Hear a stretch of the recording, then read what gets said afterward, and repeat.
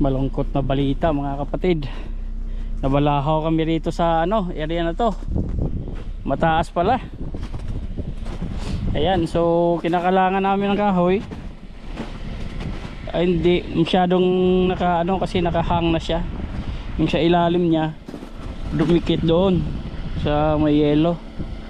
So hindi kami kahit matangkad yung jeep na to, nakakalak na yung ibabaw niya, kaya hindi natin makakuan. So tatawag na lang tayo ng rescue. So kukunin namin yung truck para hilain to. So yan ang ginawa namin, kinalangan namin ng mga kahoy. Kaya lang ang nangyari, hindi niya kinakagat.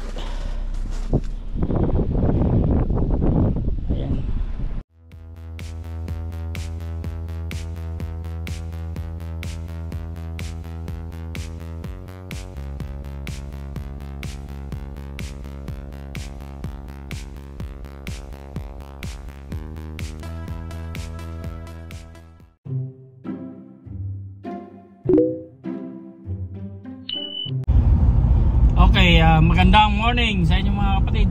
So papunta kaming pasture ulit ngayon, Busjo. Mag-shading kami ulit at small game hunting. Ayan. So magandang araw ngayon na -5, feels like 12. So mamaya ahangin, mga hapon pa, mga 2 o'clock. Ayan. So balak sana namin target din, kaya lang ang nangyari, hindi sumama yung dapat na may bala, kasi naubusan ako ng bala ng rifle. Ayan, so baka sa sunod na lang pagka wala nang hangin. Ayan, kasama ko si Musjo. Shoutout. Shoutout ulit kami sa mga kasama naming tulog. Ayan, kasi matulog lang kayo dyan. Kami na magpapasyal sa inyo. Okay? Ayan, big shoutout sa inyo lahat. Ayan. Okay.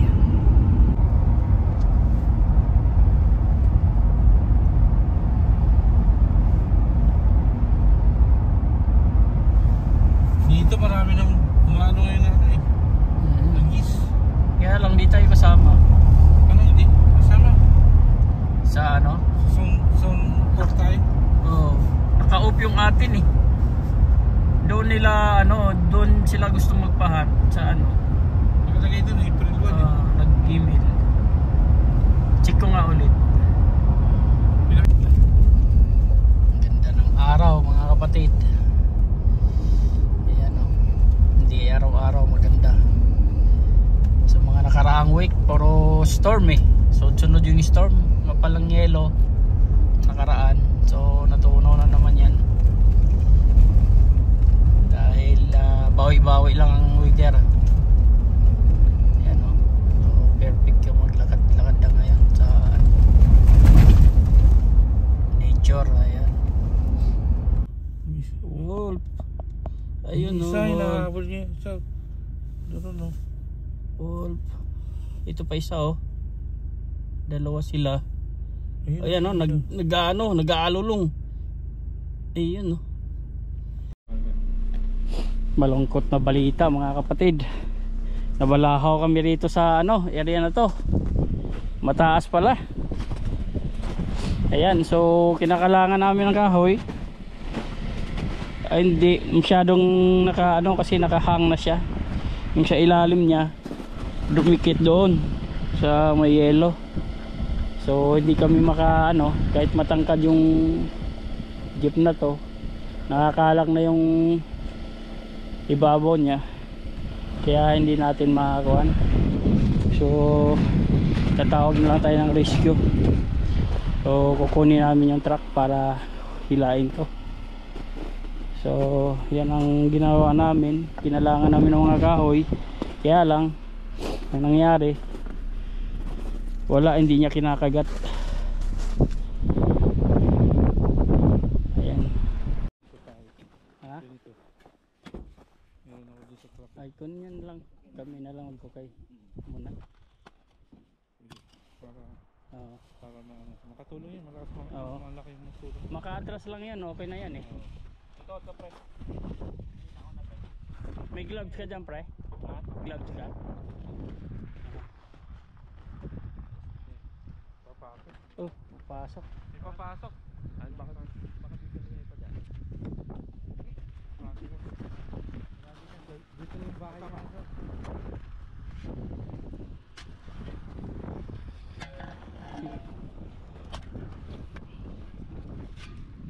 Hello? Yeah. We came from rescue, but we advertised in the front. There's one car already stuck there. Up there? Yeah. Okay, I thought it was you guys. I will, I'll go and get my skid steer, and I'll pull you out. Okay, sir. No problem. I recognize some faces here, so I'm all good.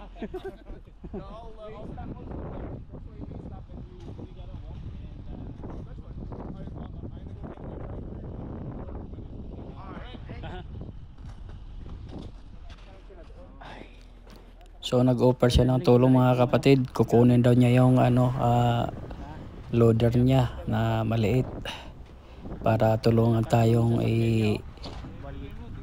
kunin yung sasakyan natin na nabalao doon sa dulo. So kasi alanganin tong sasakyan ni paring Jonathan kasi medyo mababa yung hood niya at sobrang taas talaga ng snow. Baka dalawa na kami ma-stuck dito. So papasalamat tayo at mabait si farmer. Mayroon siyang property dito malapit. Kaya tinulungan tayo. So ayan. Didiretso na tayo dun sa jeep na balahawan. So malayo-layo din. So niragasa namin yan. Yung makapal na yelo na yan. Hindi namin inasahan na doon sa bandang dulo ay sobrang taas. Dahil stuck nga yan. Walang dumadaan sa area na yan. Kundi yung pang snow na loader na yan na maliit. Yung bobcat. Yung farmer. So nagpapasalamat tayo talaga. At nag-offer siya ng tulong. Kung hindi, ang choice talaga natin ay iiwan natin yung sasakyan dyan. Kung hindi natin makukuha kasi ay delikado para sa ibang magre-rescue din na truck. Baka bumalahaw din. Dahil bukod sa makapal yung snow, malambot din yung lupa na pinag-stackan ng jeep. So, ayan. Lesson learned na lang. So next time, mas maganda nga rin yung na-encounter natin yung mga ganyan dahil para next time mag-iingat tayo kung ano yung ma-encounter natin. Masyado lang ako nagtiwala sa kakayahan ng jeep na kayang-kaya niyang suungin yung area na yan. So napadaan kami dyan dahil naaliw kami doon sa wolf na nakita namin. Ayan, so konti na lang sana makakarating na kami doon sa daan na medyo maganda at matigas yung daan niya. Itong daan na kasi na to ay hindi dinadaanan pagka ganitong season dahil sobrang lambot. Ayan, so dahil sa sunod-sunod na storm din nadagdagan pa yung yellow rito. So ayan, sabi nga ng farmer, nakita yan, sabi niya pinagsasampal kami sa hangin na dapat daw hindi kami pumasok dyan. So yung area na yan dito sa gilid property niya. Dito sa kaliwa property niya yan. So ayan, tutulungan na tayo.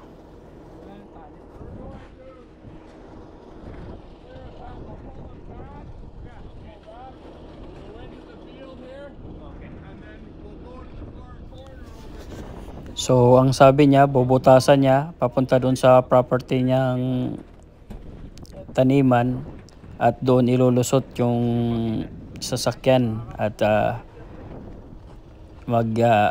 uhukay lang siya ng daan para papunta doon dahil yung area na yan ay matigas. Hindi pwedeng idiretso kasi sobrang lalim doon papunta doon sa kabilang kalsada na yon. Daanan na hindi rough road din pero medyo maganda-ganda yung daan doon. Kaya hindi na itutuloy doon. Medyo kasi matigas tong area na dito sa farm area. So diyan siya magbubutas. So laking pasasalamat talaga natin at bukod sa tinulungan tayo at mabait pa siya. Ayan.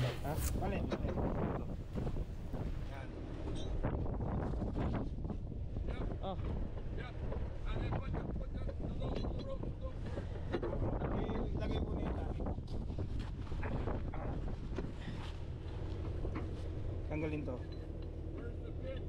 Ah.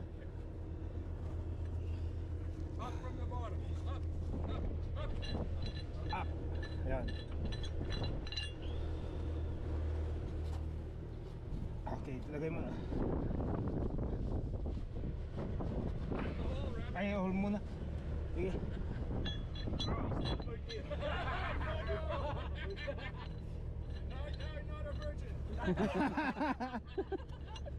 Alright, okay na. Okay, when he does the fold up, back and off. Punta ka sa loob. One quarter turn. One quarter back up. Ikaw na sa loob. Up one quarter turn. Oh, Joe, ikaw na mag-drive.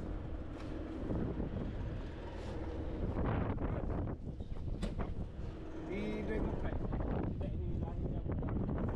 Sige, Fred, i-drive mo. Back up. Back up, ha? Back up. Diyan mo na ilagay, boss.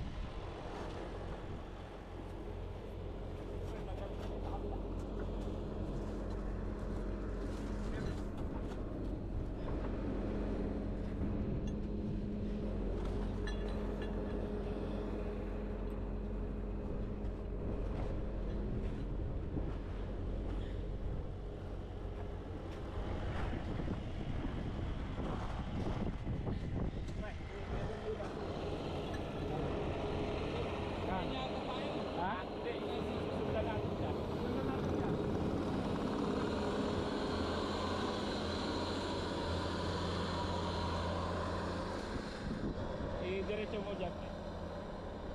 Ay, yung ano, mga pala. Hindi, ano? Ha? Ha? Sundan natin siya. Susundan natin. Ha? Hindi, susundan natin. Susundan natin. Yung mga pala. Ay, di yung ano?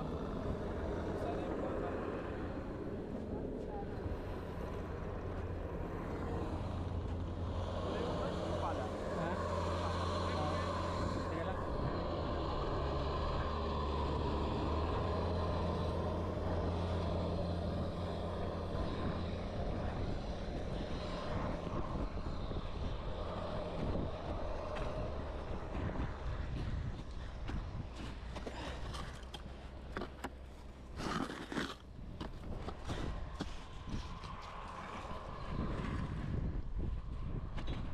Teka lang.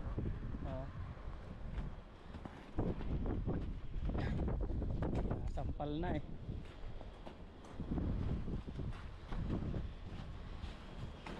Boss Joe, ikaw na.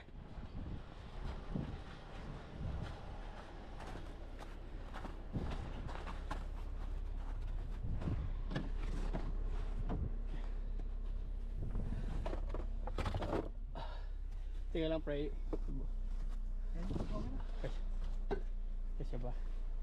Ayan. Pagan yung patusok na lang.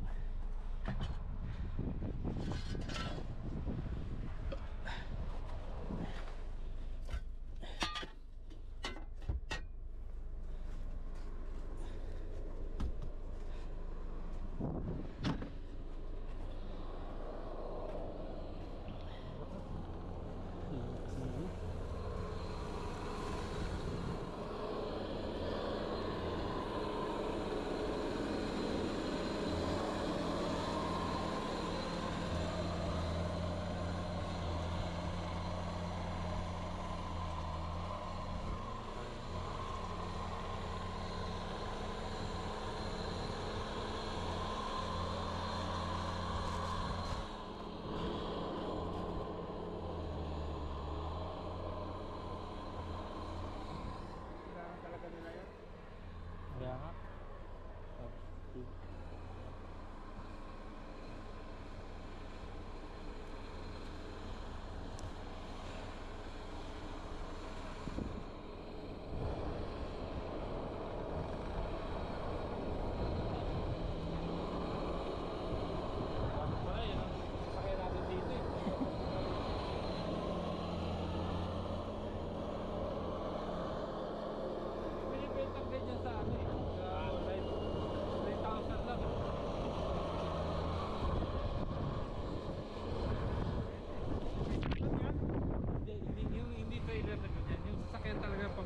Ay, gulong. Oo. Ah, pwede.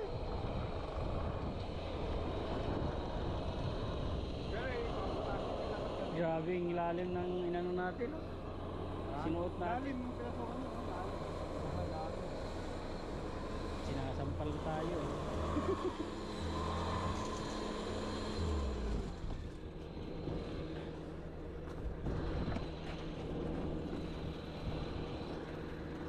What's Jo?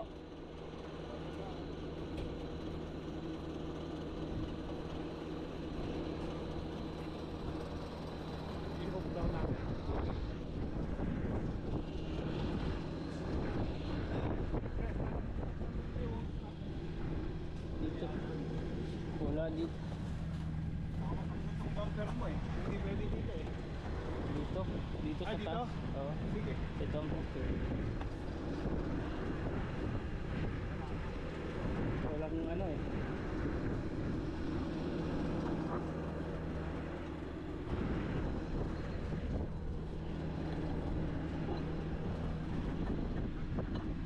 Wala naman pala dito ha. Oo. Wala lang yung ano eh. Yan, bakal lang eh. Okay. Yeah. Okay, we're gonna go here. Yeah. Then we'll take this off, and then you'll follow me to the corner. Okay. Alright? But dito tayo sa harap lang. Oo.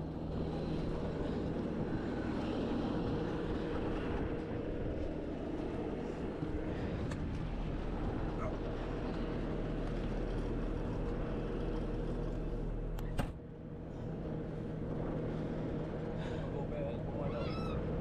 Kung ayaw niya magpabayad, mag-over na lang tayo para magtulong Oo. sa kailangan na ng tulong.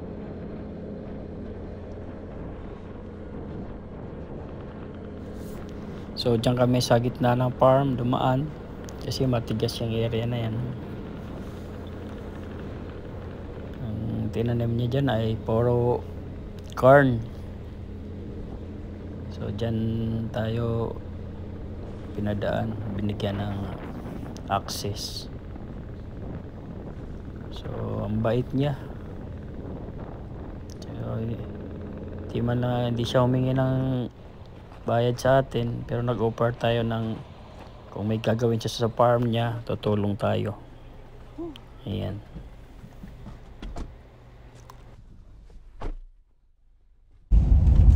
So hindi na tayo tumuloy sa paghunting mga kapatid dahil sa nangyari sa atin. Buti na lang tinulungan tayo ng farmer na ilusot yung ating sasakyan doon sa farm niya dahil ang kapal lang na narigasan namin sa kabila. Dapat sa kabilang daan kami dumaan kanina, kaya lang nalibang kami doon sa pinapanood namin wolf, kaya napasuot kami doon sa daan na yun. So pupunta na lang kami. Pupunta na lang kami Tim Horton para magkape. Para Dahil dun sa wall, ayan. lumagpas Para nervous kami. Ayan. Ayun, nalibang kami sa wall. Ayan. Kasi nakita kami dalawang malaking wall. So lumagpas yung dapat na papasukin namin Daan. na daan. Lumagpas tayo. Lumagpas kami. Ayan. Ayun, kaya dumiretso kami. Ayan. So sinubukan natin yung kakayahan ng Sahara. Kaya lang, hanggang doon lang kaya niya. Oo. Malapit sa kanto. Malalim talaga yung snow. Malalim Kaya. talaga yung snow eh. Ayan. So, Mas tuhod eh. Oo. So, yun talaga. Experience is experience. Diba? Ayan. So, ang nangyari sa hunting namin, ito. Ayan. Itong rescuer namin.